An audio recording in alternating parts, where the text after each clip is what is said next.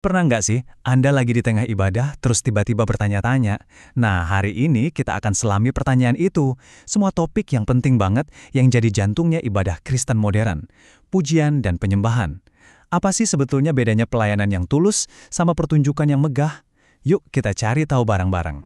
Anda pasti pernah ngerasain ini. Lampu panggungnya keren, musiknya menggelegar, vokalnya juga luar biasa. Terus, di tengah-tengah itu semua muncul pertanyaan di kepala. Ini sebenarnya konser atau gereja? Di mana ya garis batasnya? Nah, ketegangan inilah yang akan kita bedah bersama. Oke, supaya kita bisa paham, kita harus mundur sedikit, kembali ke dasarnya dulu. Mari kita mulai dengan pertanyaan yang paling fundamental. Kenapa sih kita sebetulnya memuji Tuhan? Apa tujuan utamanya menurut Alkitab? Nah, ini dia, titik awalnya, dan ini penting banget untuk kita pegang. Alkitab itu jelas banget bilang kalau pujian itu bukan dimulai dari kita atau perasaan kita. Pujian itu dimulai dari satu kebenaran yang mutlak. Tuhan itu sendiri memang layak untuk dipuji. Kelayakannya itulah fondasi dari segalanya. Jadi, dengan kata lain, pujian itu sebuah respons. Ya, kita merespon siapa Tuhan itu, kekudusannya, kebesarannya, dan juga merespon apa yang sudah Dia lakukan, yaitu karya penciptaan dan penebusannya. Jadi ini bukan soal kita mencoba merasakan sesuatu, tapi lebih ke menyatakan sebuah kenyataan yang sudah ada.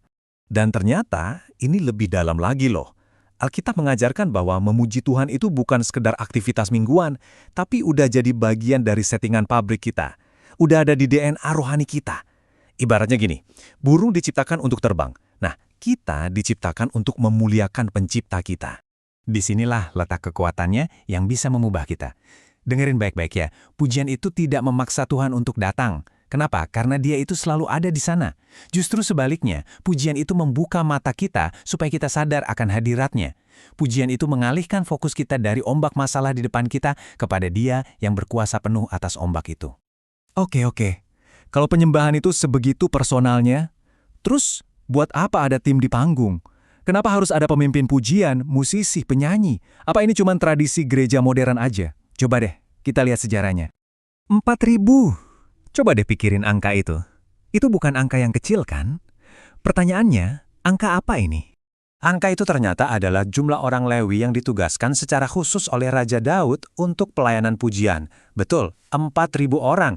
Ini bukti kuat loh, kalau ide pelayanan pujian yang terstruktur dan disiapkan dengan baik itu bukan penemuan baru. Akarnya sudah ada dari zaman Alkitab, dalam banget. Jadi, sekarang peran tim penyembahan ini jadi jelas banget kan? Mereka itu bukan penghibur. Sama sekali bukan. Mereka itu fasilitator, pemandu. Tugas mereka itu pakai talenta musiknya untuk membantu kita semua sebagai jemaat supaya bisa fokus sama Tuhan. Untuk menyatukan suara, menyatukan hati, bukan untuk pamer kehebatan mereka sendiri.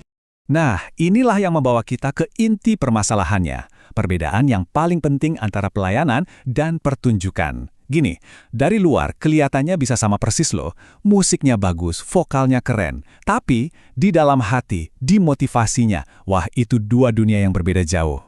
Tabel ini ngerangkum perbedaannya dengan jelas banget. Coba kita lihat ya. Kalau pelayanan, fokusnya ke siapa? Ke Tuhan. Kalau pertunjukan, jelas ke manusia yang di panggung. Tujuannya, pelayanan itu tujuannya untuk penyembahan. Sementara pertunjukan, ya carinya tepuk tangan. Motivasinya juga beda. Pelayanan lahir dari kasih pada Tuhan, sedangkan pertunjukan dari rasa butuh pengakuan. Dan yang terakhir, hasilnya, pelayanan bisa membawa transformasi hidup, kalau pertunjukan paling-paling cuma ngasih sensasi sesaat. Jadi intinya apa? Semuanya kembali ke arah hati kita. Terus apa yang terjadi kalau fokusnya salah arah? Apa akibatnya kalau pelayanan mulai bergeser jadi pertunjukan? Ini bukan cuma soal selera musik loh ya. Ini lebih serius dari itu. Ada bahaya rohani yang nyata di baliknya. Coba kita bedah satu persatu ya, 5 bahaya ini. 1, fokusnya geser. Dari yang harusnya untuk kemuliaan Tuhan, jadi untuk nunjukin kehebatan manusia. 2, motifnya jadi salah. Melayani cuma buat dapat pujian dari orang. 3, kekudusan jadi nomor 2. Yang penting jago main musik, karakter nggak terlalu dilihat. 4, jemaatnya jadi pasif, cuma jadi penonton. Dan yang paling bahaya, 5, kebenaran jadi kabur. Sensasi emosional dianggap lebih penting daripada kebenaran firman. Dan peringatan ini datangnya langsung dari Yesus sendiri. Dia itu keras banget menegur semua tindakan rohani yang tujuannya cuma satu, biar dilihat dan dipuji orang lain. Nah, inilah akar masalahnya. Saat pujian kita mencari audiens manusia, saat itu juga kita kehilangan audiens kita yang sejati, yaitu Tuhan. Oke, cukup soal bahayanya. Terus solusinya gimana dong? Hati seorang pelayan pujian itu seharusnya seperti apa? Nah, Alkitab ngasih standar yang jelas banget. Dan standarnya ini jauh lebih dari sekedar jago main musik. Yuk kita lihat seperti apa sih hati seorang penyembah yang sejati itu? Yang pertama, dan ini yang paling utama, adalah kekudusan. Eits, tunggu dulu. Kekudusan ini bukan berarti kita harus sempurna, nggak pernah salah. Bukan. Ini lebih ke soal integritas, soal menjaga hidup kita tetap murni. Kenapa? Karena mimbar gereja itu bukan panggung konser, tapi tempat yang kudus. Dan pada akhirnya, karakter akan selalu lebih penting daripada skill vokal. Yang kedua, kerendahan hati. Ini nih penawar racun yang paling manjur buat melawan kesombongan yang mendorong mentalitas pertunjukan. Hati yang rendah hati itu nggak sibuk cari sorotan lampu.